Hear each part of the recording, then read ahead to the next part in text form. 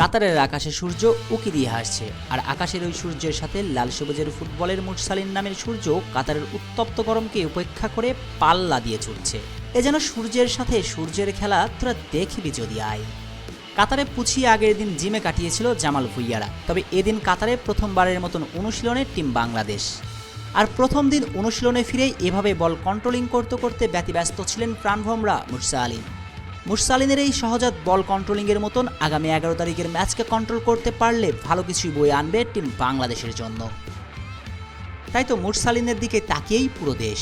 এই ম্যাচেও যে চেনা প্রতিপক্ষ লেবানন, যাদের বিপক্ষে এখন পর্যন্ত বিশ্বকাপ বাছাই পর্বে 5 ম্যাচ খেলে মাত্র 1 গোল করেছে বাংলাদেশ। আর সেই গোলটাও তো এসেছিল ওই মুরসালিনের পা থেকেই। ঘরের মাঠে অস্ট্রেলিয়ার বিপক্ষে ভালো ফুটবল খেলতে পারা দলকে কতটা আত্মবিশ্বাসী করে তুলেছে জামাল তারেক সোহেলদের মুখের এই হাসিগুলো তো সেটাই বলে দেয়।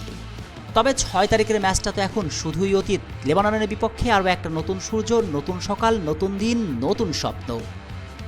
তাই এই মহাগুরুত্বপূর্ণ ম্যাচকে সামনে রেখে অনুশীলনে হাবিয়ের ক্যাভরেরা শিষ্যদের বাতলে দিচ্ছেন পরিকল্পনা। গত ম্যাচে অস্ট্রেলিয়ার বিপক্ষে 5 ডিফেন্ডার নিয়ে শুরু করলেও এই ম্যাচে ফরমেশন পরিবর্তন করতে পারেন ক্যাভরেরা। কঠোর পরিশ্রম আর গুরু ক্যাভরেরার ট্যাকটিক্স মাঠে সঠিকভাবে এক্সিকিউট করতে পারলেই কে জানে জামালরা হয়তো লাল সবুজ সমর্থকদের দিতে চলেছেন মধুর একটা দিন। শেখ আসাফুদ্দৌলা, অনেক, টিম স্পোর্টস। টিমের পরিস্থিতি এখন মোটামুটি ভগবানের আশীর্বাদে অনেকটাই ভালো, অনেকই ভালো। তারপরে এখন আমাদের বাংলাদেশে একটা ম্যাচ হয়েছে, অস্ট্রেলিয়ার সাথে অনেক বড় একটা ম্যাচ খেলে আসছে।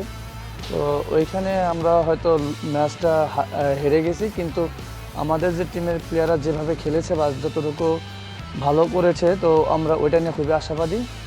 তো আমাদের দেশে আমরা যেটা খেলেছি এটা যদি এখানে খেলতে পারি তাহলে আমরা মনে করি বা আমাদের টিমের প্রতি বিশ্বাস আছে যে ভালো কিছু করে যাবো এখান থেকে।